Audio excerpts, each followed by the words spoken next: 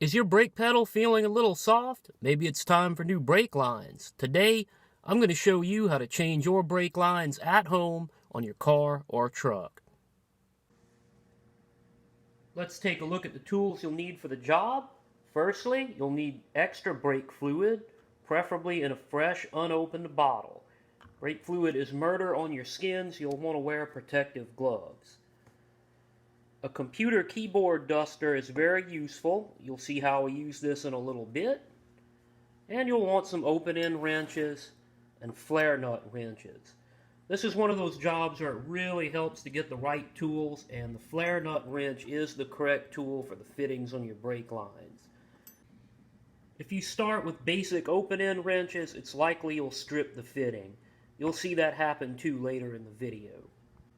As always, you never want to start work on your car without a hot cup of coffee and your greasy ball cap. I tried a standard open-end wrench and I ended up rounding off the fitting. By the time I started with the flare nut wrench, it was too late. The fitting was rounded and the fitting was stuck on there really good. So I tried a trick. Turn a keyboard duster upside down and spray it. This will freeze the fitting, causing the metal to contract. I put the flare nut wrench back on it, and I was able to crack it free. When the fitting is released, it will leak brake fluid, so it helps to have a catch pan underneath. After you've removed the fitting, release the retention clip with a screwdriver just like this. With the fitting removed, the brake line comes right out. The other end of the brake line attaches to the back of the caliper. You can remove it with your socket and ratchet set. You can then remove the banjo bolt by hand and set in your new brake line. But don't torque it down just yet. Install the other end of the hose back into the bracket. Replace the retention clip, and then reinstall your fitting.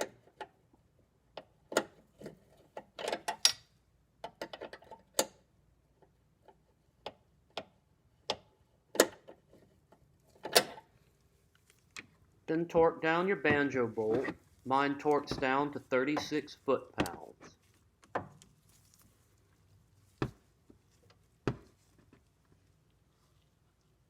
Now it's time to bleed your caliper. By removing the brake line, you've introduced air into the system. We removed this by bleeding air out of a screw on top of the caliper. I've slipped a 10mm wrench over the screw and then a small piece of plastic tubing. When I squeeze the brake pedal, it'll push the air and the old brake fluid out of the caliper into this catch pan here. As I squeeze the pedal, you'll see the air bubbles force through the line. I'm going to do a more detailed video on brake bleeding later on.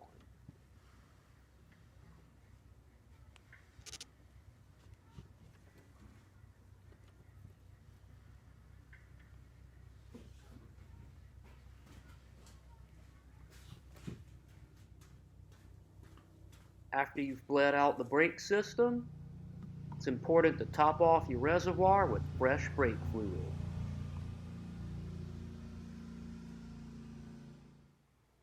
A close inspection demonstrates why it's so important to change your brake lines. As you can see, the rubber coating on this line is completely chipped away, exposing the cloth line underneath.